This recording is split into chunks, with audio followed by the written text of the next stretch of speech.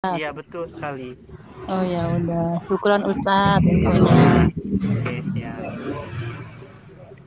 Untuk kedatangan Ustadz dari Bekasi besok jam berapa ya?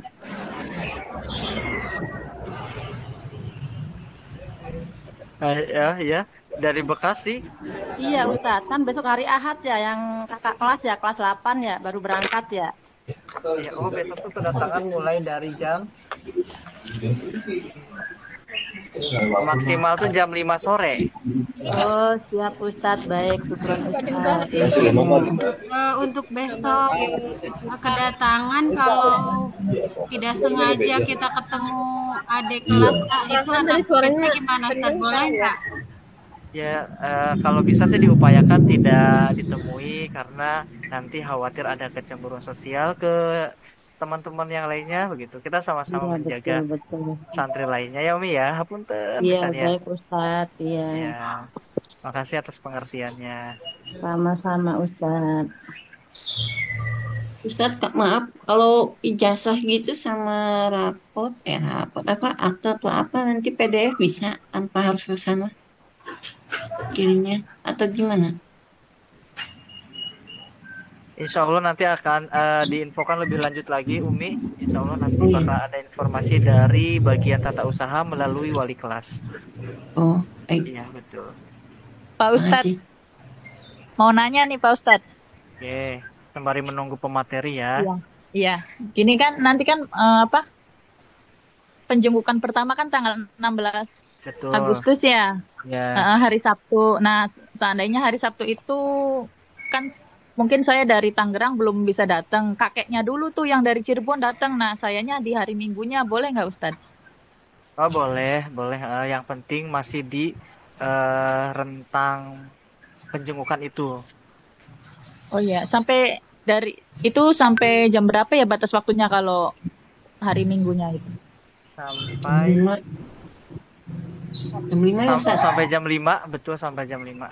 Oh iya, berarti boleh ya 2 kali ya. Jadi kakeknya dulu gitu Ustadz. Nanti boleh abi uminya Ya hari boleh. Minggu. Itu Oh, iya, itu makasih. kehitungnya nggak 2 kali kok, satu. Satu ya Ustadz. Ya, tenang tenang. Iya Ustadz. Iya, ini gimana Ustaz? Pematerinya udah ada? Stat mau nanya Oke. Stat. Oh iya, oke, satu lagi ya. Soalnya pemateri sudah ada. Gimana? Stat tanggal 17-nya ada upacara nggak Stat?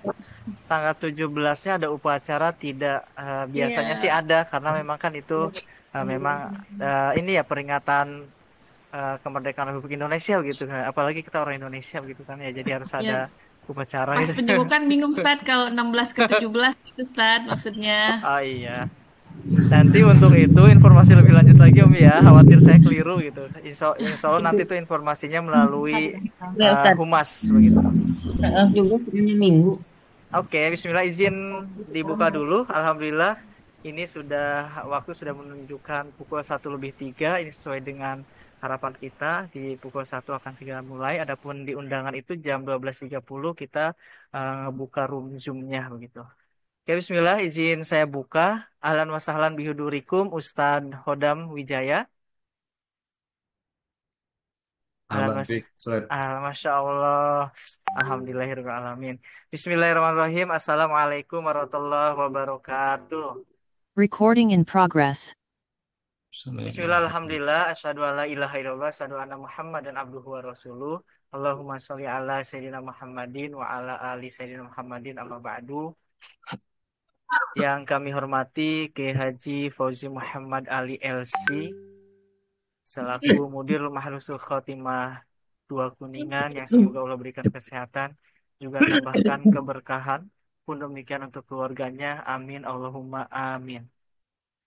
Selanjutnya yang kami hormati Ustadz Ayub Miftahuddin SPDGR selaku Kepala Madrasah Sanawiyah Khotimah 2 Kuningan yang semoga Allah berikan kesehatan juga keberkahan tentunya untuk keluarganya juga amin Allahumma amin. Dan Masya Allah, Tabarakallah, kami haturkan ahlan wa sahlan bihudurikum. Selamat datang guru kita semua. Insya Allah yang akan berbagi ilmunya untuk kita semua. Ustazuna Hodam Wijaya. Ahlan wa sahlan Ustaz. Assalamualaikum. Waalaikumsalam warahmatullahi wabarakatuh. Alhamdulillah kita dipertemukan kembali Ustaz walaupun melalui Alhamdulillah. virtual dalam keadaan sehat walafiat. Semoga beliau serta Amin. keluarga Allah berikan kesehatan juga tambahkan keberkahan. Amin Allahumma amin. Amin. Dan tidak lupa ini Masya Allah Tabarakallah jazakumullah khairan kasiron kepada wali santri, Umi Abi, ayah bunda, santri kelas 7, santri baru angkatan 11 yang sudah berkenan hadir berjumpa melalui virtual ingin belajar bersama tentunya dalam pembimbingan membersamai nanda kita semua, santri-santri solih kita semua yang saya hormati dan semoga Allah berikan kesehatan, tambahkan keberkahan, juga kemudahan setiap urusannya. Amin. Allahumma amin.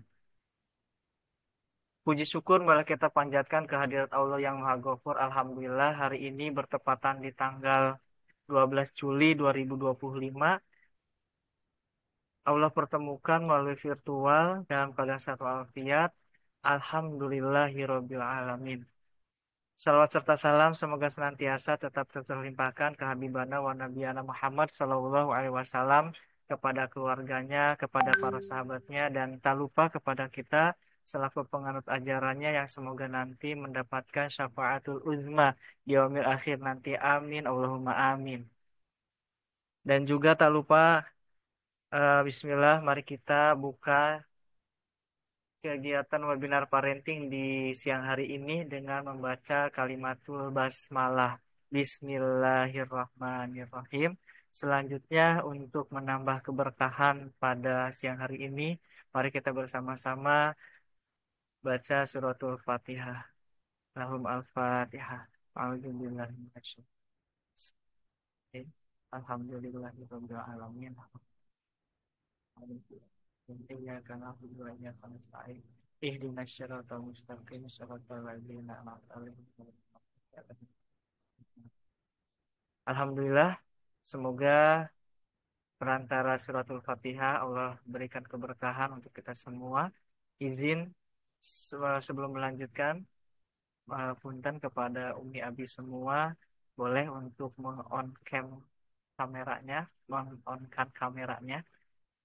Oke, terkecuali kalau ada unsur syar'i begitu ya. Ini boleh yang belum di-on-kan kameranya agar di-on-kan dulu, diaktifkan dulu. Insya Allah nanti kita akan bersama-sama mendengarkan sekaligus melihat itu menyaksikan. Oke, terima kasih yang sudah mengaktifkan kameranya. Semoga Allah mudahkan proses belajarnya. Amin.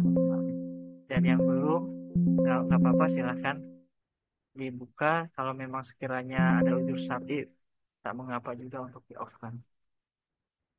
Oke, selanjutnya insya Allah kita akan bersama-sama mendengarkan sambutan dari Mudirul Mahrusul Khotimah 2 Kuningan kepada Kiai Haji Fauzi Muhammad Ali LC. Iyyahu falyatafaddal mashkur.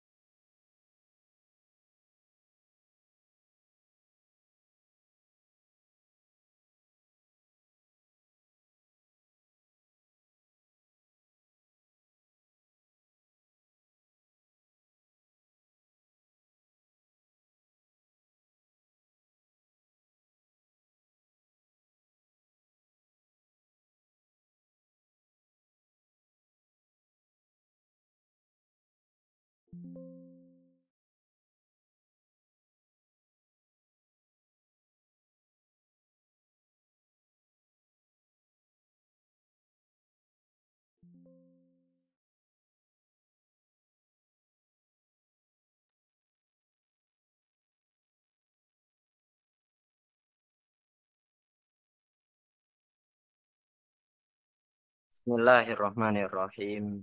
Assalamualaikum warahmatullahi wabarakatuh. Alhamdulillahirabbil alamin.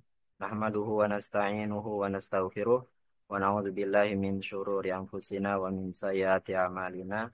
may yahdihillahu fala mudhillalah wa may yudlilhu fala hadiyalah. Asyhadu an la ilaha illallah wahdahu la syarikalah wa asyhadu anna Muhammadan abduhu wa rasuluh. Allahumma shalli wa sallim ala sayyidina Muhammadin wa ala alihi wa ashabihi wa man tabi'ahum bi ihsanin ila yaumiddin. Amma ba'd, yang kami hormati dan semoga Allah muliakan narasumber webinar parenting pada siang ini, Ustadzun Al-Fadil, Ustadz Hodam Wijaya MPD, Hafizahullah wa ra'ahu. Semoga beliau beserta keluarganya senantiasa dalam keberkahan ridho Allah Subhanahu wa taala, sehat walafiat dan dimudahkan segala urusannya. Amin ya rabbal alamin. Lalu pula yang kami hormati dan semoga Allah muliakan Kepala Madrasah Husnul Khotimah MTS Khotimah 2 Kuningan, Ustadzun Al-Fadil Ustadz Ayub Miftahuddin SPDGR, beserta tim dari tim BK juga ada Ustadz Sanan beserta timnya. Semoga Allah Subhanahu wa taala senantiasa merahmati, sehat walafiat beserta keluarganya, dan tentu semoga dalam lindungan dan keberkahan Allah Subhanahu wa taala. Amin ya rabbal alamin. Lalu pula yang kami banggakan semuanya, wali santri ayah bunda wali santri kelas 7 angkatan 11, alhamdulillah sudah hadir bersama kami Pondok Pesantren Khotimah dari 269 santri. Alhamdulillah hadir 160 dan juga bersama kami dalam agenda webinar parenting. Insya Allah akan disampaikan oleh pemateri nasional, dan ini Ustadz Hodam Wijaya. Beliau merupakan partner kami di Pondok Pesantren dari tahun ke tahun. Pinginnya sih beliau langsung menjadi pimpinan Pondok Husnul Khotimah langsung. Pinginnya begitu, Ustaz. Ahlan, Ustaz. Alhamdulillah beliau juga memimpin di sebuah lembaga dan juga berkenan terus kami undang hadir baik offline, secara offline maupun online. Alhamdulillah beliau selalu siap siaga dan beliau merupakan tokoh parenting anak dan orang tua dan sering memberikan pelatihan kepada kami. Alhamdulillah dengan izin Allah Subhanahu wa taala, puji syukur kehadirat Allah Subhanahu wa taala, kita diberikan kesehatan, taufik, hidayah oleh Allah Subhanahu wa taala sehingga kami bisa bersua kembali khususnya kepada Ustadz Hodam ini dan tentu juga kepada seluruh wali santri angkatan 11, dan mayoritas kami juga belum tahu, walaupun beberapa sebagian sudah kami tahu dan sudah pernah ketemu sebelumnya. Namun hari ini kita diberikan kesehatan oleh Allah Subhanahu wa taala dalam rangka menuntut ilmu agar dengan ilmu itu kita bisa dapat melaksanakan, sehingga dengan pelaksanaan ilmu itu Allah senantiasa memberkahi kita semua termasuk juga santri-santri kami. Hari ini hari Sabtu tanggal 16 Muharram 1447 Hijriah. Kami Pondok Pesantren sengaja mengadakan webinar parenting wali santri ayah bunda semua angkatan 11 dalam rangka ya tentu sebagai pengingat apa yang akan nanti disampaikan oleh pemateri narasumber agar kita sama-sama saling memahami. Salawat serta salam semoga tetap tercurah limpahkan kepada Nabi Agung kita Nabiullah Muhammad Sallallahu Alaihi Wasallam, kepada keluarga, sahabat, dan tentu kepada kita semua. Semoga mendapatkan syafaatul uzma pada hari kiamat nanti. Amin ya rabbal alamin. Bapak Ibu yang dirahmati Allah Subhanahu wa taala, tentu yang pertama kami mengucapkan jazakumullah ahsanal jaza kepada Ustadz Hodam yang telah hadir berkenan untuk menyampaikan sebuah kisah, sebuah pelajaran yang sangat berharga insya Allah nanti. Sudah sekian kali terima kasih jazakumullah khairan, dan juga kepada seluruh ayah bunda.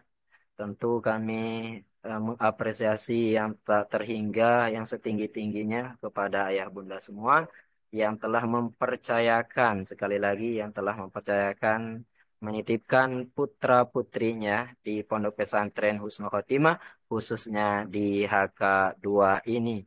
Semoga Allah Subhanahu wa taala senantiasa memberikan istiqomah, komitmen, kekuatan kami untuk membina, membimbing putra-putri Bapak Ibu semuanya di pondok pesantren ini. Kemudian yang kedua tentu tema yang dibawa yang akan disampaikan pada siang ini sebagaimana yang kami share yaitu orang tua siap maka santri menjadi hebat, santri hebat. Nah, tentu ini sebuah pemanasan agar ya dari hari ke hari itu kalau kami melihat di grup wali santri baru baru 2 hari itu sudah 1.600 chat. Ini kami buka 2 hari itu, udah 1.600 chat itu. Ternyata isinya, Masya Allah, luar biasa. Allahu Akbar, terharu dan lain sebagainya. Banyak masukan, banyak usulan, dan juga ada bahagia setelah mendapatkan sharean kegiatan-kegiatan santri di pondok pesantren. Dan tentu banyak yang menangis, imutnya begitu. Ya, ini wajar. Apalagi yang banyak menangisnya di grup itu adalah bunda-bunda semua ya.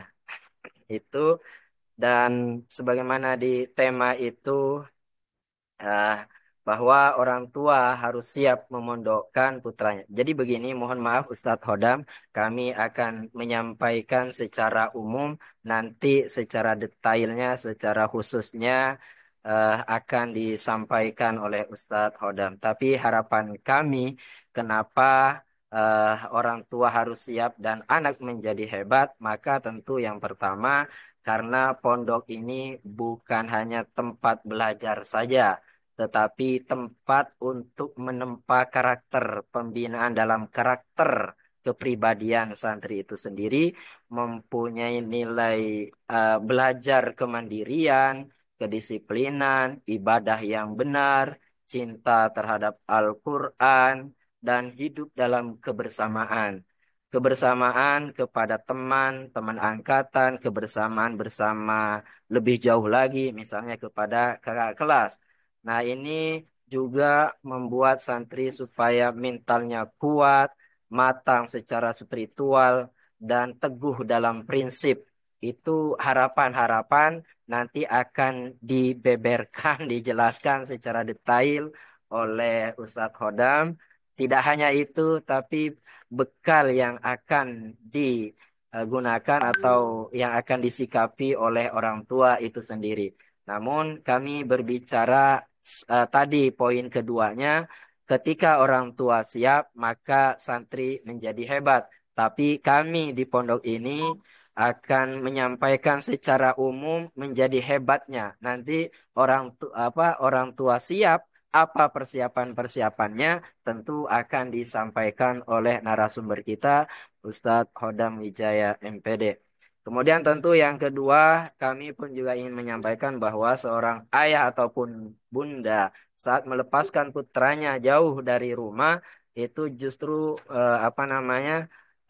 harus menanamkan sebuah keikhlasan, ketegaran, karena anak akan tumbuh kuat dan juga anak-anak kita mengetahui betapa sungguh beratnya dalam perjuangan karena mereka dididik di sebuah tempat yang insya Allah mudah-mudahan diridhoi dan diberkahi oleh Allah, ini akan menggapai cita-cita yang besar, harapan disinilah dari pondok pesantren.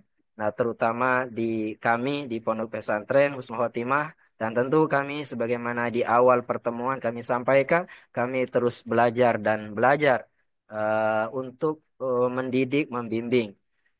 Kemudian yang ketiga, eh, mari kita bersama-sama berjuang, mendoakan tentunya kepada anak didik kita semuanya, mendoakan dengan doa yang tulus, ikhlas, dukungan yang kuat, dan kerjasama yang baik antara orang tua dengan pondok pesantren. Karena membentuk generasi yang hebat adalah tugas kita bersama, bukan hanya tugas kami selaku pendidik di pondok, tapi jauh sebenarnya kalau insya Allah kami juga pernah mendengar nasihat dari Ustadz Hodam, tugas utama adalah sebenarnya adalah orang tua. Berarti kami di pondok ini adalah sebagai wakil. Maka tentu kami pun juga harus berinteraksi lebih intens lagi, dan tentu doa dukungan dari para wali santri. Semoga anak-anak kita kelak menjadi generasi Robbani, menjadi generasi yang senantiasa punya prinsip terhadap agama kita, santri kita mempunyai apa namanya keteguhan, pede, percaya diri, membawa nilai-nilai Islam di tengah globalisasi zaman ini, apalagi serba digital. Karena sudah banyak indikasi baik ikhwan maupun akhwat terkadang kurang percaya diri membawa nilai-nilai Islam itu sendiri di tengah-tengah kehidupan saat keluar atau saat lulus dari pondok pesantren, khususnya dari Husnul Khotimah ini. Maka tentu ini harus saling menguatkan, saling memberikan pandangan hidup kepada anak didik kita. Semoga anak kita semuanya, sebagaimana tagline di Poshaka, menjadi generasi Robbani, mandiri, dan berprestasi. Tentu membanggakan kedua orang tua. Kalau soleh, tentu berbakti kepada kedua orang tua. Tidak hanya sekedar berbakti kepada kedua orang tua, tapi juga menjadi yang musleh. Ini yang sangat sulit sekali menjadi pribadi yang musleh. Tentu ini pembahasan di lain waktu. Maka ini harapan-harapan yang telah ditanamkan dari awal sampai saat ini kepada santri kami, apalagi pondok kami berbasis dakwah dan tarbiyah. Insya Allah Ustadz Hodam juga memahami betul apa yang ada di pondok pesantren Husnul Khotimah ini. Demikian, sekali lagi terima kasih banyak atas segala perhatian dan juga kepercayaan ayah bunda semua menitipkan putra putrinya di pondok pesantren. Kami juga sekalian ya putrinya di HK1 barangkali tadi, sehingga mudah-mudahan keinginan kita bersama tercapai dengan ridho dan diberkahi oleh Allah Subhanahu wa taala. Amin ya rabbal alamin.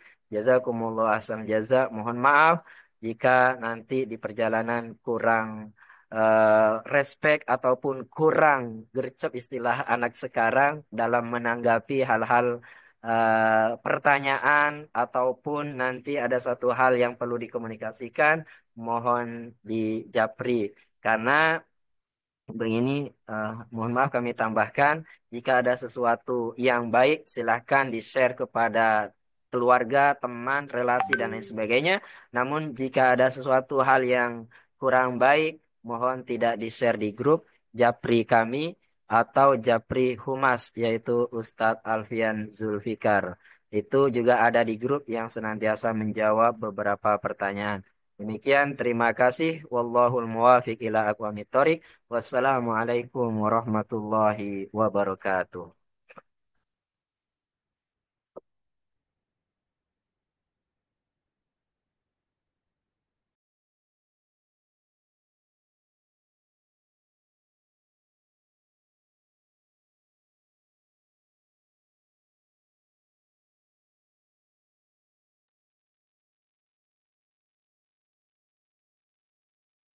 Jazakallah khairan kasiron, kami aturkan kepada Kiai Haji Fauzi Muhammad Ali LC yang sudah memberikan sambutan serta arahan untuk kita semua, khususnya untuk para wali santri, umi, abi, dan ayah bunda.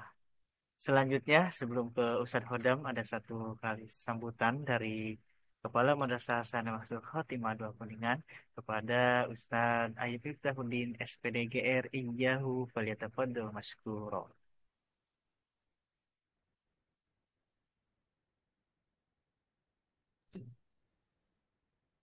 Bismillahirrahmanirrahim. Assalamualaikum warahmatullahi wabarakatuh. Alhamdulillahilladzi arsala rasulahu bil huda wa dinil haqq litudhhirahu 'alal bila syahidah. Asyhadu an la ilaha illallah wahdahu la syarikalah wa asyhadu anna Muhammadan abduhu wa rasuluh. Allahumma shalli ala sayyidina Muhammad wa ala sayyidina Muhammad amma ba'du. Yang kami hormati Kiai Haji Fauzi Muhammad Ali LC selaku Mudir Mahad Husnul Khotimah 2 Kuningan. Yang kami hormati guru kita bersama Ustadz Hodam Wijaya. Jazakallah khair Ustadz, bisa bersua kembali walaupun dalam tatap maya. Insya Allah dalam waktu dekat semoga Allah beri rezeki untuk bisa bertatap muka dan bisa saling menceritakan begitu ya tentang perkembangan mendampingi generasi bangsa dan calon pemimpin masa depan insya Allah. Yang kami hormati Ustadz Sanan dan tim, Jazakallah khair sudah memfasilitasi agenda pada siang kali ini. Dan tentu yang kami hormati, yang kami banggakan, Abi Umi, Ayah Bunda, Ustadz Ustazah, Wali Santri, Angkatan 11, yang saat ini berada di kelas 7, Husnul Khotimah 2 Kuningan. Jazakallah khair atas kesediaan waktunya kita bertatap muka kembali lewat dunia maya, yang sebelumnya kita sempat bertatap muka langsung di kegiatan pertemuan wali santri ketika momen kedatangan. Masya Allah tadi sembari persiapan juga sembari mendengar begitu ya banyak pertanyaan yang disampaikan. Masya Allah ini barangkali memang perasaannya sedang campur aduk ya Ayah Bunda ya. Insya Allah ini kita ucapkan Alhamdulillah ala kulli hal begitu ya dengan perasaan yang sedang kita rasakan sekarang. Kita patut bersyukur anak-anak kita masih diberikan kesehatan, kemudian juga masih diberikan kesempatan oleh Allah untuk menuntut ilmu dan insya Allah berada di tempat yang tepat insya Allah. Dan tentunya dalam rangka meneladani Nabi kita, Rasul kita, Nabi Muhammad SAW, ya semoga dengan perantara berpisah sementara dengan putra tercintanya, ini akan membawa kita untuk bisa bertemu dengan Rasul kita dan bahkan anak-anak kita yang akan menggandeng tangan-tangan kita begitu ya untuk menghantarkan kita kepada surga Allah Subhanahu wa taala. Amin.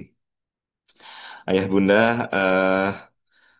cerita tentang santri baru ini bagi kami begitu ya yang setiap tahun mengalami, Insya Allah ini tidak ada habisnya untuk diceritakan begitu ya karena ya ada momen harunya, sedikit ada momen lucunya gitu ya dan lain sebagainya ya. Memang eh, apa namanya proses adaptasi anak-anak kita terutama yang senantiasa dekat dengan orang tua ketika jauh dan kemudian mereka harus apa-apa sendiri, mencoba untuk mandiri, ya perjuangannya tidak mudah begitu ya. Tidak hanya sekedar untuk santrinya begitu ya, untuk ayah bunda juga, wali santri juga saya rasa sama begitu. Dan ada rekan kami saat ini yang baru pertama kali memondokkan putranya begitu ya yang kita kenal orang yang tegas dan tegar dan ya sepanjang sepanjang tahun ya bersama dengan kami begitu ya mendampingi santri baru kemudian juga menguatkan wali santri karena beliau juga berposisi sebagai wali kelas. Ya, ketika memondokkan pertama kali putranya ya sama juga meleleh juga katanya begitu ya di malam-malam harinya juga sama saja begitu ya. Masya Allah ya karena memang sisi-sisi ini ya sisi-sisi hati ini yang senantiasa harus dikuatkan. Oke, Ayah Bunda, di momen ini izin menyampaikan ya proses pendampingan kami selama masa adaptasi di tanggal 7 sampai 12 ini kami mengadakan kegiatan pekan orientasi atau pos HK kami sebutnya begitu ya, atau kalau di luar istilahnya MPLS. Dan terakhir diadakan kemarin dengan kegiatan screening kesehatan. Nah, ini yang sering menengok sosmed kami untuk mencari wajah putranya, mungkin tahu ya, postingan terakhir itu tentang screening kesehatan begitu ya. Nah, ini eh, men- baru saja begitu ya dengan bagian kesehatan. Dalam hal ini juga kami bekerja sama dengan Puskesmas Kecamatan. Ini melaporkan tentang hasil screening kesehatan dan alhamdulillah eh, santri-santri baru ini dalam kondisi yang sehat dan hal baru yang dilakukan juga oleh kami bekerja sama dengan Puskesmas itu adanya smoke analyzer begitu ya, ataupun mengecek kadar CO, kadar apa namanya, karbon monoksida ya. Ini salah satunya untuk mendeteksi seberapa intens anak-anak kita itu terpapar dengan asap rokok begitu ya. Ya, bisa menjadi perokok pasif, nauzubillah kalau misalkan perokok aktif juga.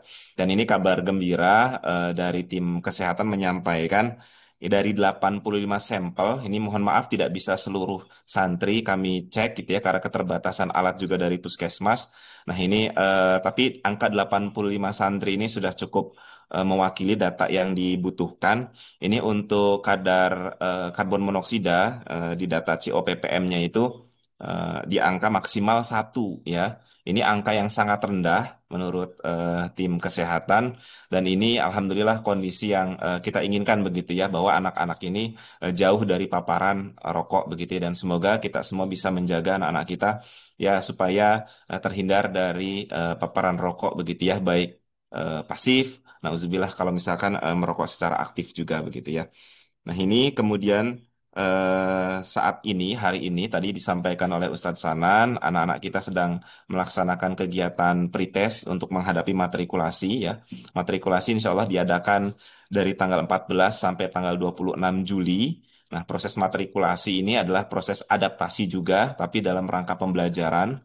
Kalau pos HK lebih kepada interaksi antar sesama mereka, sesama santri baru, kemudian juga lingkungan pondok pesantren. Kalau matrikulasi, interaksi mereka dengan sistem pembelajaran di pondok pesantren begitu ya. Nah, salah satunya kaitan dengan Al-Quran, kemudian juga bahasa, kemudian juga fikih ibadah dan akademik lainnya begitu ya. Nah, ini kegiatan pretest ini sama santri-santri baru juga ketika kami umumkan bahwa hari ini akan ada pretest, pertanyaannya, Ustadz, kami belum belajar. Ustadz, apa yang perlu dipersiapkan? Tenang ayah bunda, namanya juga pretest begitu ya. Kita ingin tahu kondisi awal dari setiap santri. Kalau ini setiap santri tidak kami ambil sampel. Nah, ini natural saja begitu ya, tidak perlu ada materi yang harus dipersiapkan ataupun belajar lebih dulu. Kita pengen tahu kondisi awal.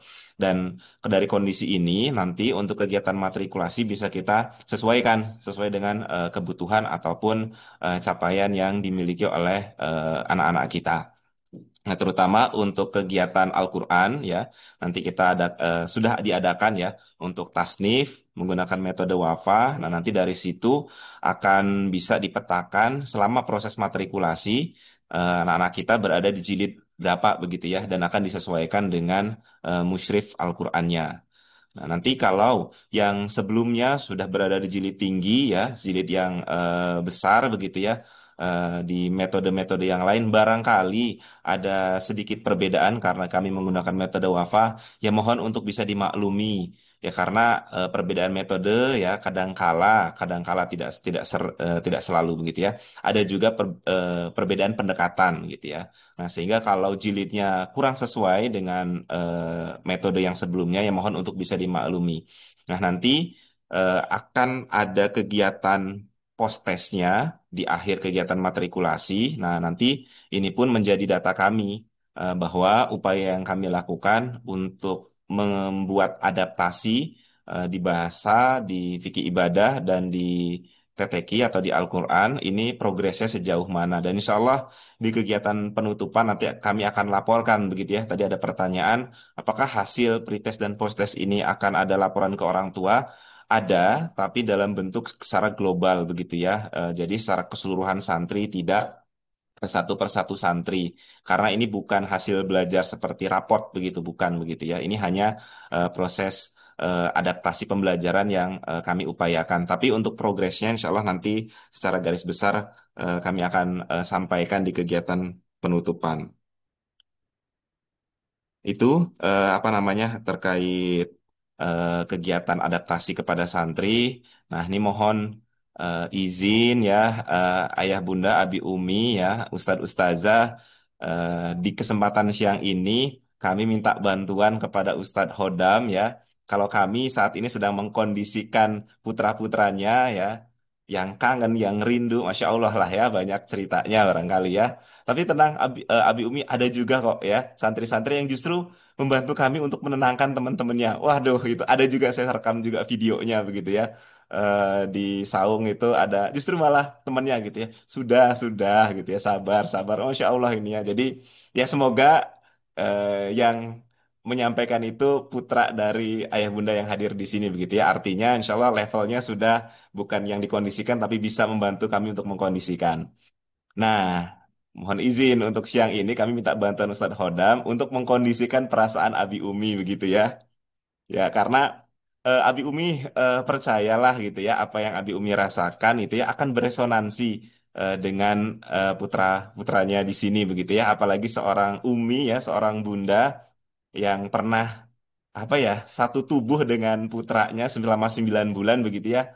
Ya, percayalah begitu ya, apa yang Umi sedang rasakan akan terasa juga di sini. Ya, jadi mohon izin ya, nanti dikuatkan oleh Ustadz Hodam perasaan-perasaan itu agar perasaan yang hadir adalah perasaan yang kuat, perasaan yang tegar begitu ya, agar nanti sampai juga kepada putranya. Ya, termasuk ya para ayah juga begitu ya. Jika ayahnya tegar, kemudian juga terus mendoakan, insya Allah akan sampai juga kepada putranya di sini. Itu barangkali yang bisa kami sampaikan ya. Kita sama-sama mendoakan agar putra-putra kita senantiasa sehat dan senantiasa dikuatkan oleh Allah Subhanahu wa taala dan doakan kami juga ya agar bisa mengemban amanah ini dengan sebaik-baiknya.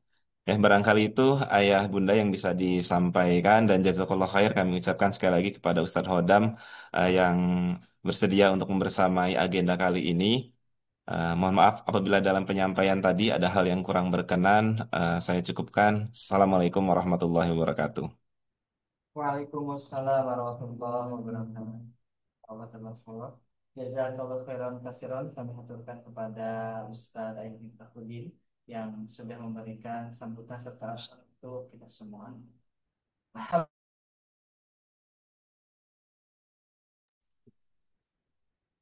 Jazakallahu khairan kasiran kami aturkan kepada Ustadz Ayyub Miftahudin yang sudah memberikan sambutan dan insya Allah selanjutnya akan ada agenda pemaparan materi yang insya Allah akan disampaikan oleh Ustadz Guna Hodam Wijaya. Iyyahu falyatafadhal mashkur. Ya, jazakumullahu khairan katsiran Ustaz Hasanan. Bismillahirrahmanirrahim. Assalamualaikum warahmatullahi wabarakatuh. Alhamdulillah hamdan katsiran tayyiban mubarakan fi kama yuhibbu rabbuna wa yarda. Ashhadu an la ilaha illallah wahdahu la syarika lah wa ashhadu anna Muhammadan abduhu wa rasuluh. Allahumma salli wa sallim wa barik ala nabiyyina Muhammadin wa ala alihi wa ashabihi ajma'in. Amma ba'd. Yang sama-sama kita hormati guru kita semua, Mudirul Ma'had Pondok Pesantren Husnul Khotimah 2 Kuningan, Ustadz Fauzi.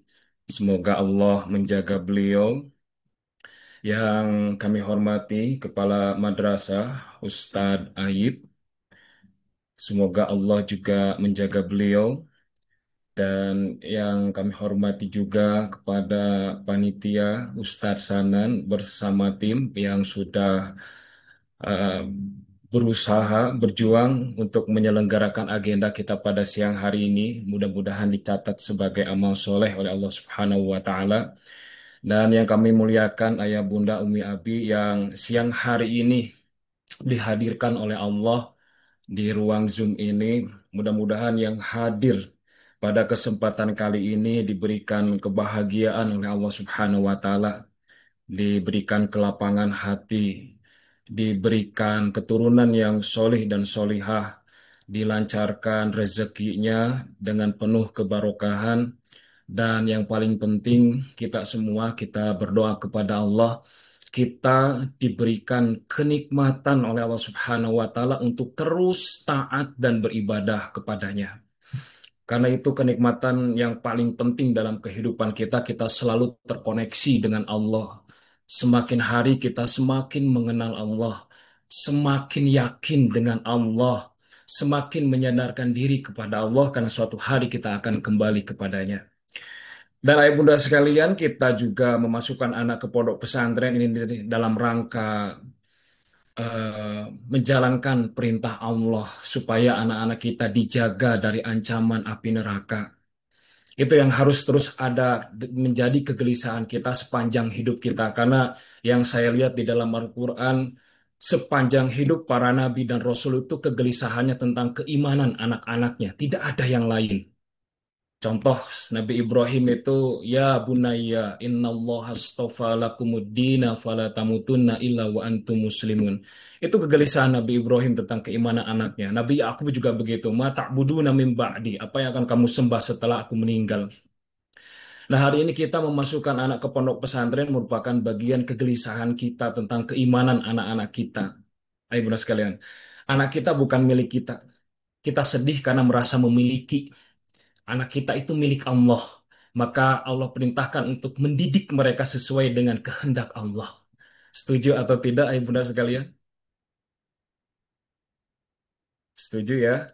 Insya Allah kita akan belajar bersama pada hari ini. Bukan berarti saya yang paling ahli ya, ya Bunda sekalian. Ini berbagi pengalaman. Karena saya pun menjadi seorang guru membersamai para santri itu lebih gitu ya. Dari 15 tahun. Tadi seperti Ustadz Ayub gitu ya, punya pengalaman setiap tahun membersamai santri baru. Dengan segala dinamika dan drama yang terjadi begitu ya. Nah, hari ini kita berbagi bagaimana kita menyiapkan diri kita begitu ya supaya lebih tenang, supaya lebih ridho lagi begitu ya anaknya di pondok pesantren.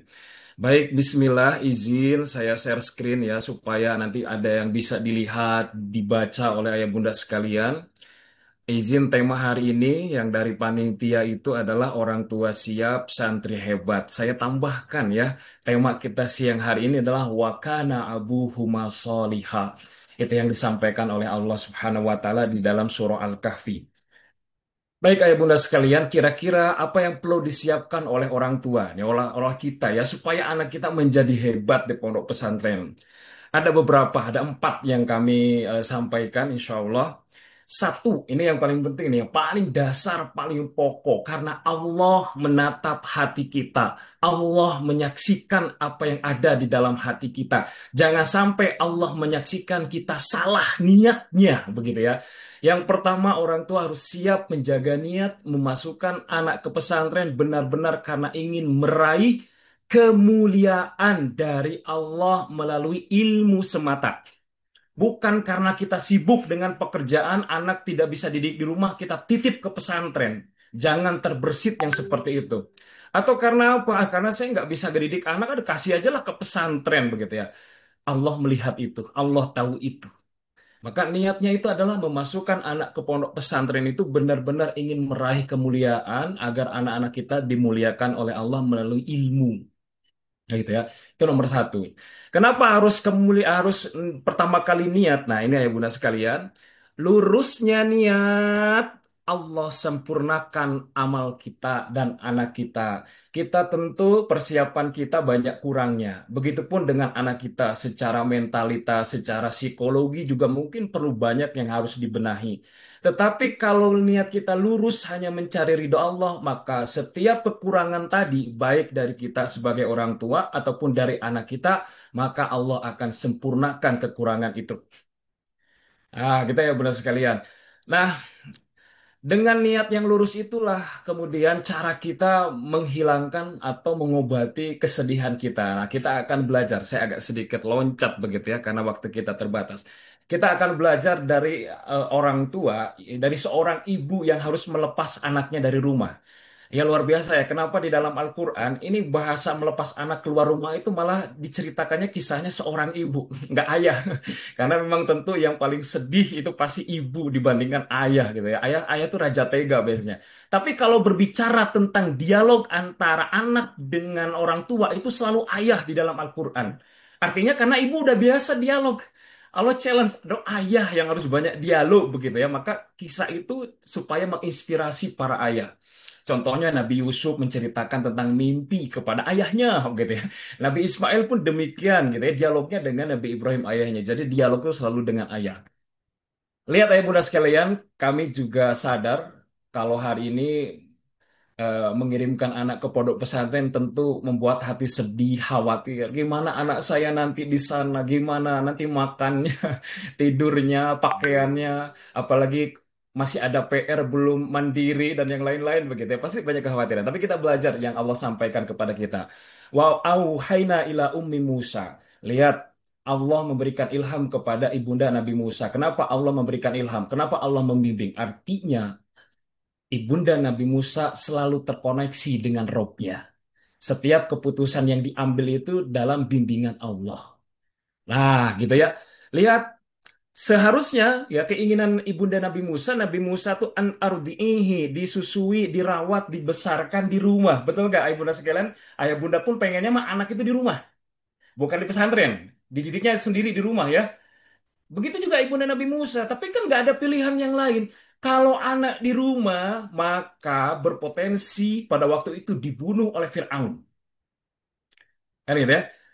Maka pilihan kemudian Allah berikan pilihan. Kalau takut di rumah dibunuh oleh Fir'aun, maka dimasukkan ke keranjang, kemudian dihanyutkan ke Sungai Nil. Nah, hari ini anak-anak kita itu bukan dibunuh oleh Fir'aun, tapi dibunuh oleh sifat-sifat Fir'aun kalau ada di rumah. Melalui apa? Gadget mereka, game online, judol, pergaulan bebas, merokok. Kan kita tidak tahu. Apalagi kita berbicara soal tentang agama, begitu ya. Jadi pilihan untuk menghanyutkan gitu ya bayi Nabi Musa itu ke Sungai Nil itu menjadi pilihan yang logis. Kenapa? Karena pembandingnya gitu ya. Jadi kalau kita masih sedih sekarang, maka naikkan pembandingnya. Bukan lagi antara anak di rumah dengan di pondok. Tapi bandingannya kalau anak di rumah, ya Allah, kalau anak saya di rumah, khawatir anak saya tidak kenal dengan agamamu. Kemudian saya khawatir nanti suatu hari di masa depan di kampung ini nggak ada guru ngaji. Jadi kekhawatirannya dinaikkan. Ya Allah, yang paling penting bagi orang tua, ya Allah, kalau anak saya tetap di rumah, tidak belajar agama, saya khawatir ketika suatu hari nanti saya wafat, saya meninggal, anak saya tidak bisa menyolatkan saya, tidak bisa mendoakan saya. Jadi nanti akan kesedihan itu akan diobati. Kenapa? Karena kegelisahan kita naikkan. Tidak hanya sekedar anak di rumah, tetapi ada hal yang jauh lebih penting daripada itu. Maka Allah kemudian hibur ibunda Nabi Musa ini juga kepada kita, wala takhofi wala tahzani, jangan takut dan jangan bersedih. Kalau niatnya lurus karena Allah, inna radduhu ilaiki, nanti anak akan dikembalikan. Anaknya benar dikembalikan kan? Nabi Musa dikembalikan kepada ibundanya. Bahkan Allah kasih bonus. Bonusnya apa? Waja'iluhu minal mursalin. Bahkan Nabi Musa diangkat menjadi seorang rasul. Dan kalau niat kita betul-betul karena Allah, bisa jadi Allah berikan kemuliaan kepada anak kita ketika suatu hari pulang dari pondok pesantren, beres dari pondok pesantren, anak kita dimuliakan oleh Allah, diberikan hafalan Quran 30 juz. Akhlaknya semakin baik, semakin solih, bakti kepada orang tuanya, Masya Allah. Jadi benar-benar qurrata a'yun. Dan itu Allah yang memberikannya. Nah, sekali lagi supaya bunda sekalian kita dibimbing oleh Allah, maka layak ditolong oleh Allah, maka luruskan niat memasukkan anak ke pondok pesantren, itu karena Allah Subhanahu wa Ta'ala. Kalau niatnya karena Allah dan kita yakin yang akan menjaga anak kita adalah Allah, apa yang terjadi? Lihat, di sini ada nggak yang setega ibunda Imam Asy-Syafi'i? Saya tidak pernah menemukan, bahkan di para ayah pun setega Ibunda Imam Asy-Syafi'i ketika menitipkan pendidikan anaknya kepada seorang guru. Imam Asy-Syafi'i itu kan hijrah dari Palestina ke Mekah ya, belajar dengan Imam Malik sampai nanti di Madinah, sampai nanti ke Irak gitu ya, ke Irak. Ayo bunda sekalian, apa yang disampaikan oleh Ibunda Imam Asy-Syafi'i kepada Imam Asy-Syafi'i waktu kecil? Ini jadi pelajaran buat kita ya, karena ini kegelisahannya itu tentang umat, tentang keilmuan untuk umat yang ada dalam pikiran Ibunda Imam Asy-Syafi'i, maka beliau jauh lebih raja tega kepada anaknya. Apa yang disampaikan oleh Ibunda Imam Asy-Syafi'i? Wahai anakku, kamu tidak boleh pulang sampai kamu menjadi seorang ahli ilmu. Ada di antara bunda atau ayah yang berani begitu? Nah, kamu nggak boleh pulang sampai kamu selesai 30 juz. Ada yang berani begitu seperti Ibunda Imam Asy-Syafi'i? Karena kegelisahannya tadi bukan anak di rumah, kegelisahannya suatu hari khawatir umat ini nggak ada ahli ilmu. Itu di pikiran Ibunda Imam Asy-Syafi'i. Makanya dengan raja teganya, kamu tidak boleh pulang sampai kamu menjadi seorang ahli ilmu. Bahkan kata Ibunda apa ditambahin kalimatnya? Kalau mau ketemu dengan Bunda nanti saja di akhirat, di surganya Allah. Ada yang seberani seperti itu? Oh, kayaknya tidak ada yang berani seperti itu. Itu luar biasa. Sampai Imam Syafi'i itu gak berani pulang karena sama bundanya gak boleh.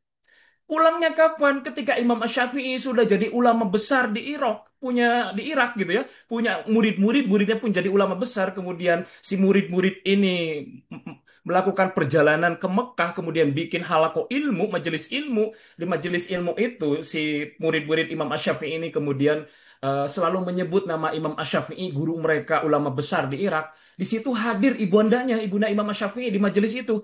Kemudian nanya, siapa Imam Asy-Syafi'i? Kata si Syekh ini, itu guru kami, ulama besar di Irak.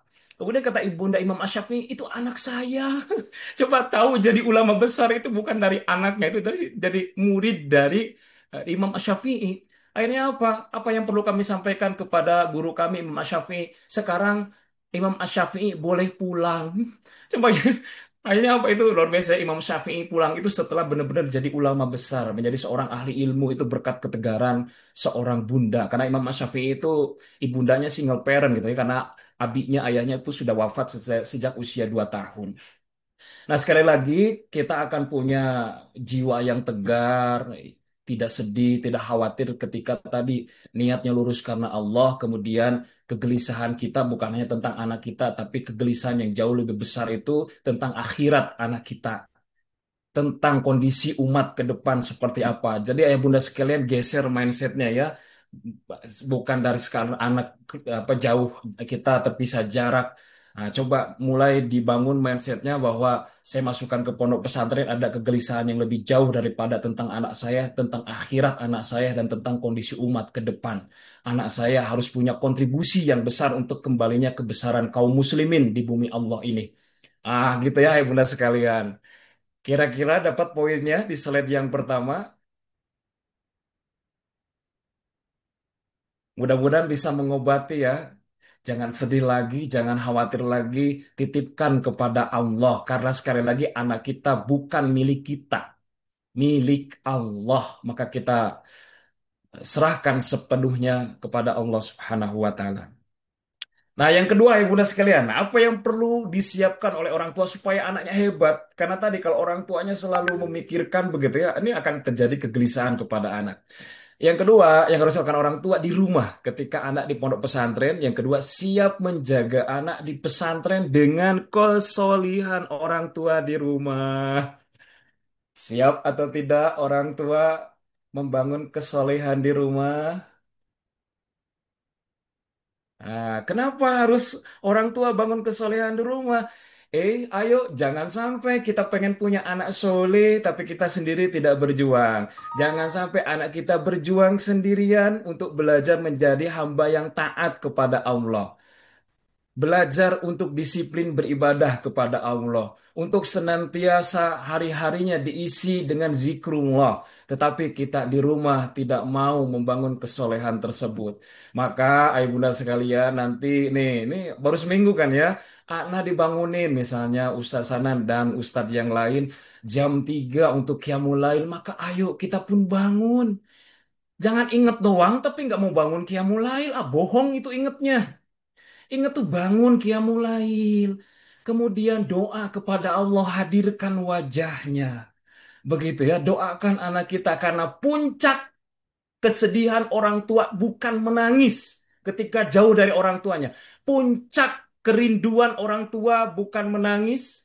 Puncak kerinduan orang tua terhadap anaknya adalah mendoakan anak di sepertiga malam. Itu puncak kerinduan seorang orang tua. Seperti yang dilakukan oleh para nabi.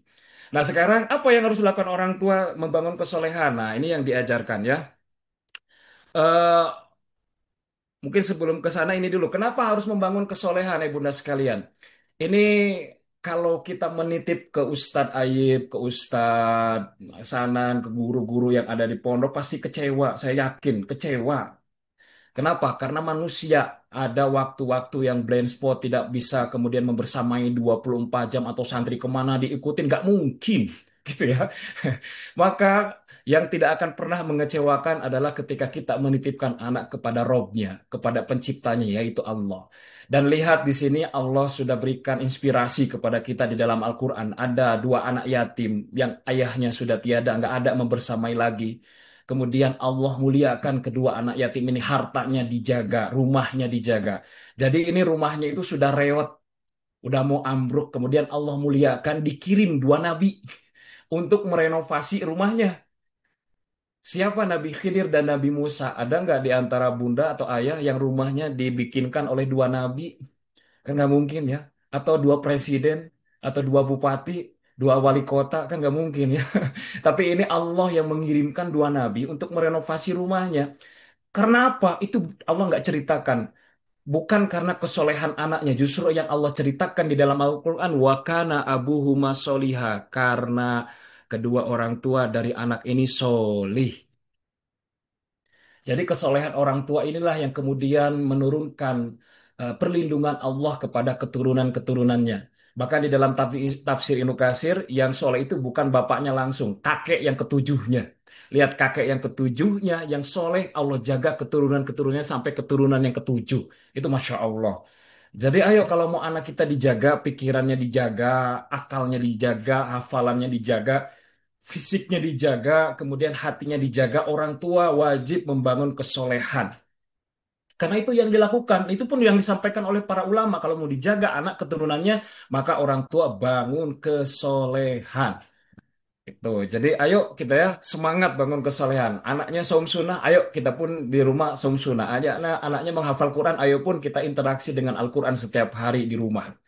Maka apa hasilnya? Hasilnya Allah akan menjaga anak kita. Nah, sekali lagi siap atau tidak membangun kesolehan di rumah? Siap tidak siap harus ya saling colek nih dengan pasangan. Dek, jangan sampai anak kita mau berjuang jadi anak yang soleh loh. Kita males-malesan di rumah. Di mana ya?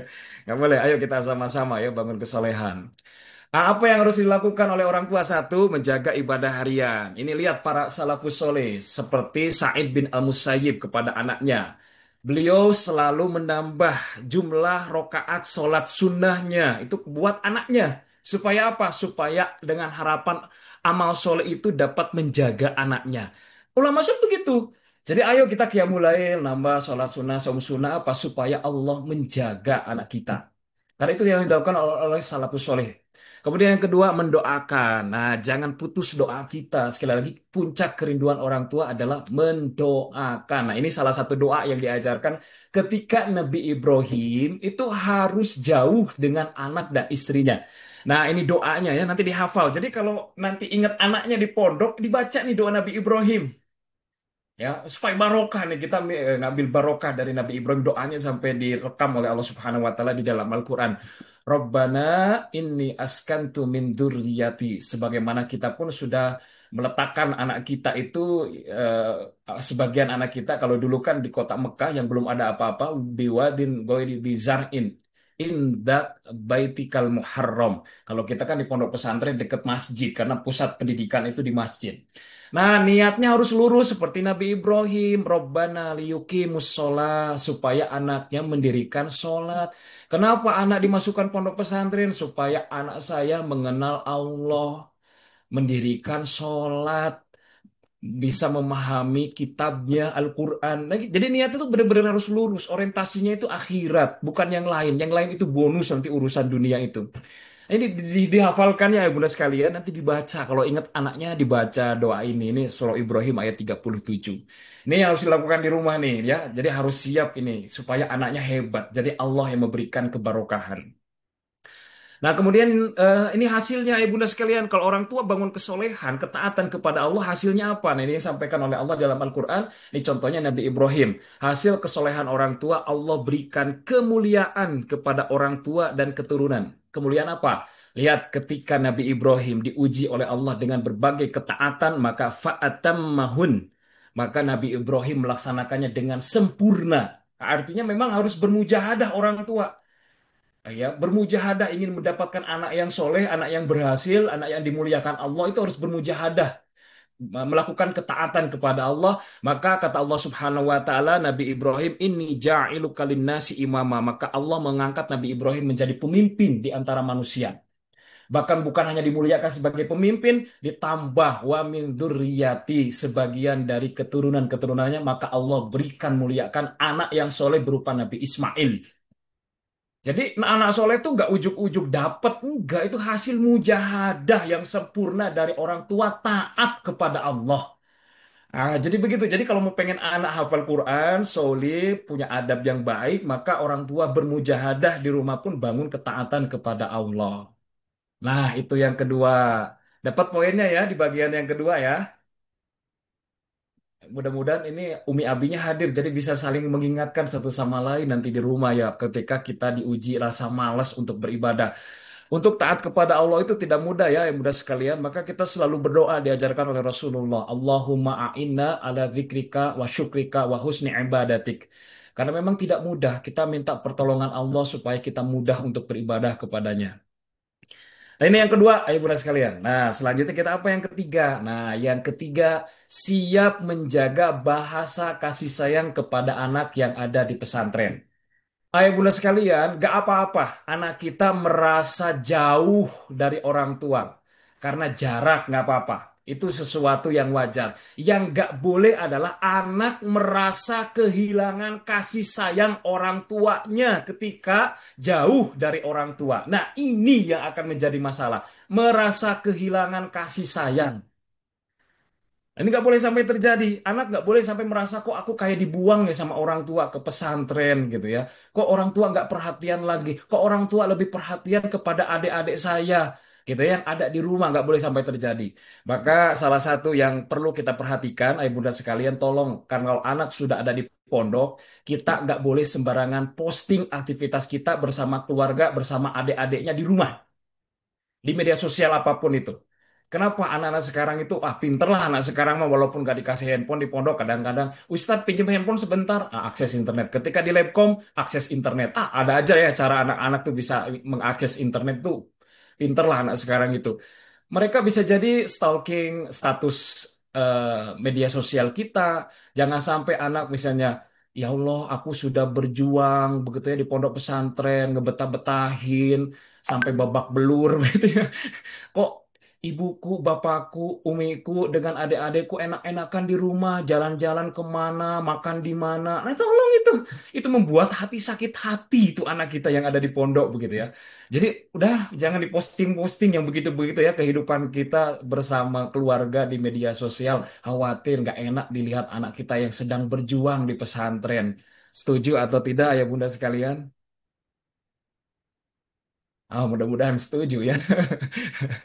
Nah, ayo bunda sekalian, kenapa kita harus menjaga kasih sayang orang tua? Karena ada dampak kasih sayang orang tua terhadap anak di pesantren. Satu, dampaknya apa?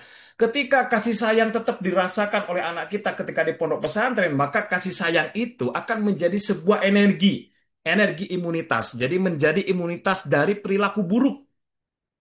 Kalau anak kita mau dijaga oleh Allah supaya tidak berperilaku buruk, melakukan pelanggaran, menjadi pelaku bully. Mohon maaf, sekarang di pondok pesantren banyak kasus penyimpangan seksual dan yang lainnya, maka kasih sayangnya itu harus mengalir kepada anak. Lihat, ada anak yang dibunuh oleh Nabi Khidir. Kenapa? Karena tugyana wa kufro, itu bahasa Quran. Karena anak ini melampaui batas, kurang berterima kasih, dibunuh karena takut membuat orang tuanya pusing tujuh keliling, maka obat untuk anak-anak bandel seperti ini, zakat wa akrobaruhma, pendekatannya kasih sayang. Maka jangan sampai anak kita berperilaku buruk, lebih baik dari sekarang jaga kasih sayang itu. Nah, buktinya dari siapa? Nabi Yusuf. Nabi Yusuf itu merasakan kasih sayang yang melimpah dari bapaknya Nabi Yakub. Maka ketika Nabi Yusuf jauh dari bapaknya, lihat Allah jaga melalui kasih sayang itu yang mengalir pada dirinya. Ketika Nabi Yusuf digoda oleh Zulaiho, walaqad hammat bih. Ketika Zulaiho ada keinginan untuk, mohon maaf ya, melakukan tindakan yang tidak terpuji dengan Nabi Yusuf. Pada Nabi Yusuf pun wahamma biha. Nabi Yusuf pun ada keinginan loh sebagai laki-laki yang normal kepada Zulaiho.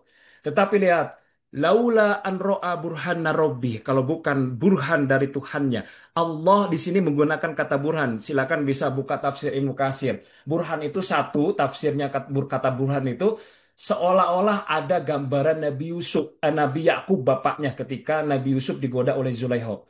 Yang kedua itu karena Nabi Yusuf ingat dengan nasihat-nasihat dari Nabi Yakub. Lihat penjagaan Allah dari perilaku buruk yang bisa jadi dilakukan oleh Nabi Yusuf itu disandarkannya kepada ayah, kepada orang tua. Bisa jadi kan Allah langsung saja menyelamatkan Nabi Yusuf dari perilaku buruk, tapi Allah sandarkan ke orang tua. Artinya, gitu ya, penjagaan Allah ini akan apa ya? Akan berkaitan dengan kasih sayang orang tua. Begitulah cara Allah menolong Nabi Yusuf. Jadi kasih sayang ini akan menjadi imunitas. Bisa jadi anak kita digoda nanti kawannya, kan ke pesantren tuh nggak semuanya udah soleh ya. Ada yang baru belajar soleh, latar belakangnya juga kita nggak tahu, saling mempengaruhi satu sama lain. Bisa jadi anak kita mungkin digoda misal gitu ya, ngerokok misalnya di Putra itu kasus rokok. Anak kita kemudian tidak tergoda, punya imunitas. Kenapa? Karena ingat nasihat dengan orang tuanya. Dia nggak mau mengecewakan orang tuanya sehingga dia tidak mau mengikuti ya, ajakan dari temannya. Itu burhan itu. Begitu ya dari Allah Subhanahu wa taala. Jadi ayo berikan kasih sayang yang melimpah kepada anak kita supaya punya imunitas dari perilaku-perilaku buruk. Kemudian selanjutnya yang kedua, dampak kasih sayang itu kalau anak kurang kasih sayang dari orang tuanya, ini penyebab anak berperilaku buruk. Kebalikannya. Contohnya siapa? Saudara-saudara Nabi Yusuf. Kan tadi ya karena kasih sayang bapaknya lebih kepada Nabi Yusuf. Nah ini yang kemudian saudara-saudara Nabi Yusuf merasa kehilangan kasih sayang ayahnya. Nah ketika anak merasa kehilangan kasih sayangnya, maka muncullah perilaku buruk. Nah perilaku buruk apa saudara-saudara Nabi Yusuf?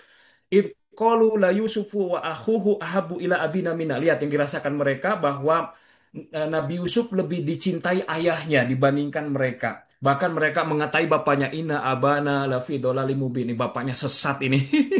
Gitu ya, bapaknya sesat begitu dianggap sesat. Tapi lihat karakter yang muncul apa ketika kehilangan kasih sayang. Uktulu Yusuf, jadi pelaku bully. Bunuh Yusuf. Awit rohuhu ardo, atau buang kemana begitu ya. Supaya apa? Alasan mereka melakukan perilaku buruk tersebut. Yahlulakum wajhu abikum. Supaya perhatian bapaknya balik lagi ke mereka. Jadi mereka itu cari perhatian melakukan perilaku buruk. Jadi makanya kalau anak kita bandel, jangan dimarahin. Wa akroba rumah, siapkan kasih sayang yang lebih kepada anak. Anak hanya butuh perhatian, butuh rangkulan. Kadang-kadang kita kalau anak bandel malah dimarahin, dibentak, dipukul, ya makin pergi anak itu ya. Jadi bahasa Quran itu ya eh, apa di surah Al-Imran ayat 159 gitu ya. Lanfaddu min haulik. Jadi pergi anak dari kita karena kitanya kasar. Harusnya anak bandel itu kita tahu, oh anak merasa kehilangan kasih sayang. Apa ya kasih sayang yang dia merasa hilang? Maka kita siapkan bahasa kasih sayang anak.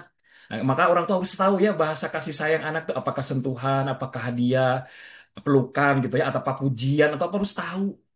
Maka disiapkan begitu ya Bunda sekalian. Nah, apa yang harus dilakukan oleh orang tua kasih sayang yang mengalir ini ada beberapa. Satu, komunikasi. Tolong jam perteleponan kunjungan sesibuk apapun kita, telepon anak kita. Ketika kunjungan dikunjungi, jangan sampai begini. Anak kita sedih menangis di gerbang Husnul di gerbang gitu ya, nungguin orang tuanya nggak datang-datang, sedangkan teman-temannya sedang bertawa gitu ya, pelukan makan bareng dengan kedua orang tuanya. Masya Allah, itu akan gendam anak itu, sakit hati itu dengan orang tuanya begitu ya. Tolong sekali lagi, sesibuk apapun kita telepon, sesibuk apapun kita jam kunjungan berkunjung, harus dikunjungi begitu ya. Kenapa? Karena itu bagian dari kasih sayang yang akan dirasakan oleh anak. Kalau anak merasakan kasih sayang tadi akan melesat hebat begitu ya, tanpa beban emosi. Telepon ya ibu dan sekalian, nanti kunjungan dikunjungi. Sesibuk apapun, jangan sampai alasannya sibuk. Nanti akan menjadi pelajaran buruk bagi anak kalau kita alasannya sibuk. Abi sibuk, banyak pekerjaan. Suatu hari kalau kita sudah sepuh, anak kita akan pakai alasan yang sama. Kita sepuh, anak kita nggak mau mengunjungi kita, alasannya sibuk pekerjaan. Gitu ya. Jangan sampai kesibukan kita itu hari ini, gitu kita sibuk. Nah, suatu hari kita akan menghabiskan energi kita, pikiran kita, dana kita hanya untuk mengobati kelalaian kita mendidik anak pada hari ini. Itu berapa banyak yang seperti itu ya. Itu nanti masalah jadwal telepon seperti apa teknisnya mungkin nanti disampaikan ya oleh tim dari Husnul. Yang kedua, jangan lupa mengirimi uang jajan. Ya, masih SMP, masih seneng jajan ya. Tolong, tapi uang jajan nggak boleh dikirimi ke anak langsung, apalagi anaknya belum rusda, belum bisa mengelola harta. Dan kemudian uangnya tidak boleh berlebihan uang jajan. Kurang jadi masalah, lebih jadi masalah. Kurang itu berpotensi anak kemudian menjadi pelaku mengambil harta orang, mencuri karena pengen jajan nggak ada uang. Kalau terlalu banyak bisa jadi berpotensi melakukan pelanggaran karena ada uang. Saya lihat dan kami temukan rata-rata anak yang melakukan pelanggaran di pondok itu karena punya uang. Satu, merokok karena punya uang untuk beli rokok. Dua, anak melanggar punya handphone karena punya uang dari orang tuanya untuk beli handphone secara ilegal. Terus apa lagi? Itu rata-rata karena punya uang banyak begitu ya. Maka tolong kirimi uang ke anak itu sesuai dengan kebutuhannya. Jadi ya, jangan terlalu sedikit, jangan terlalu banyak, pas sesuai dengan kebutuhan. Makanya dialog di situ. Coba kamu tuliskan kebutuhan kamu apa saja. Nanti di situ dialog dengan anak apa saja, logis atau tidak kebutuhannya. Nah, disitulah perlunya diskusi para ayah begitu ya dengan anak laki-lakinya. Tolong ini mengirimi jajan jangan bundanya, tolong ayahnya. Supaya anak laki-lakinya tahu harta di keluarga itu dikelola oleh ayah, bukan sama ibu gitu ya. Nanti khawatir anak kita menjadi anak yang takut dengan istri. Itu bahaya itu pendidikan di dalam pengasuhan ya. Jadi anak kita harus tahu yang ngelola uang di keluarga adalah ayah. Makanya lihat ketika Nabi Muhammad menikah dengan Khadijah, Khadijah sadar yang harus mengelola harta adalah suami. Maka Khadijah memberikan seluruh hartanya kepada Rasulullah. Nggak boleh lagi sama istri gitu ya. Jadi para ayah nih, nah, rata-rata kita mah para ibu terus yang ngelola begitu, yang ngasih ke anak. Tolong urusan anak jajan kebutuhannya itu para ayah, bukan para bunda begitu ya. Nanti kalau soal kasih sayang, nah itu nanti bundanya. Tapi soal ini itu para ayah. Kemudian kirimi paket makanan ya untuk memotivasi makanan kesukaannya. Mungkin rindu makanan rumah begitu ya. Dan jangan lupa juga tolong dikirim SPP tepat waktu karena ini secara muamalah kita ada akad perjanjian ya.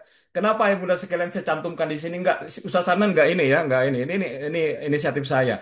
SPP itu jadi barokahnya ilmu itu oleh Allah Subhanahu wa taala diletakkan kepada para guru. Jadi kalau kita ada uang, waktu luang, tapi telat bayar SPP, nah itu dosanya kita, zolimnya kita kepada guru-guru begitu ya, yang ada di pesantren.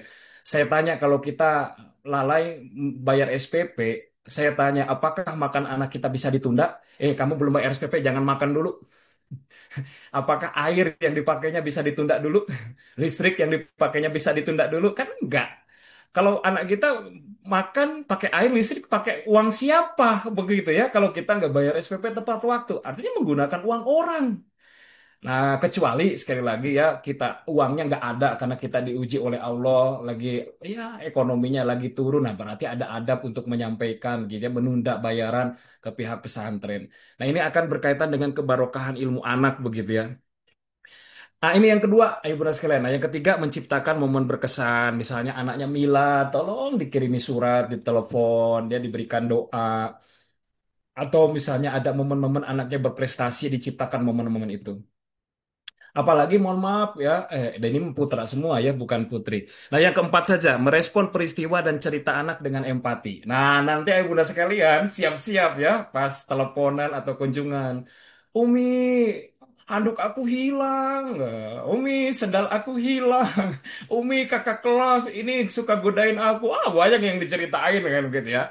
Ini jangan aneh ya bunda sekalian. Sekali lagi nih, selama anak kita teman-temannya manusia, kakak kelasnya manusia, gurunya manusia, maka berpotensi di situ ya terjadi konflik.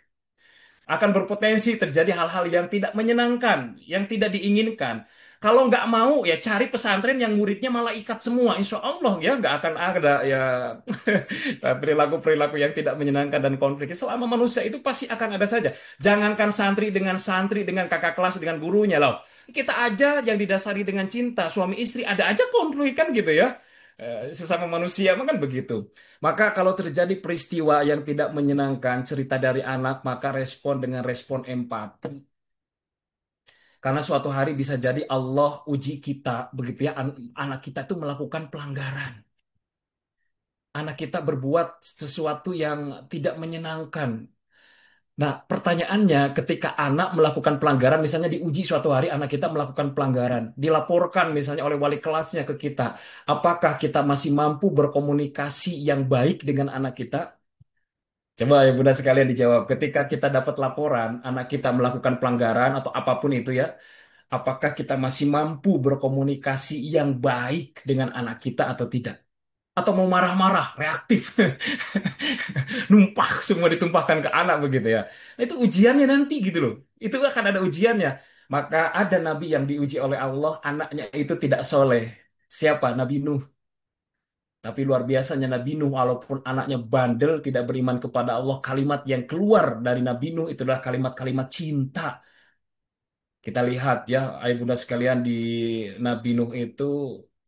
Nah, di sini nih kalimat Nabi Nuh ya. Ketika mau terjadi banjir bandang, anaknya walaupun bandel, Nabi Nuh tetap menyapa dengan mengajak anaknya itu dengan kalimat cinta. Ya bunaya, duhai anakku begitu ya. Irkam ma'ana. Tuh itu disuruh naik perahu begitu yang dibuat. Jadi tetap ada bahasa cinta. Sekali lagi, anak kalau bandel bukan dimarahi, tapi dipeluk begitu ya, diberikan bahasa cinta itu yang harus dilakukan oleh seorang seorang orang tua.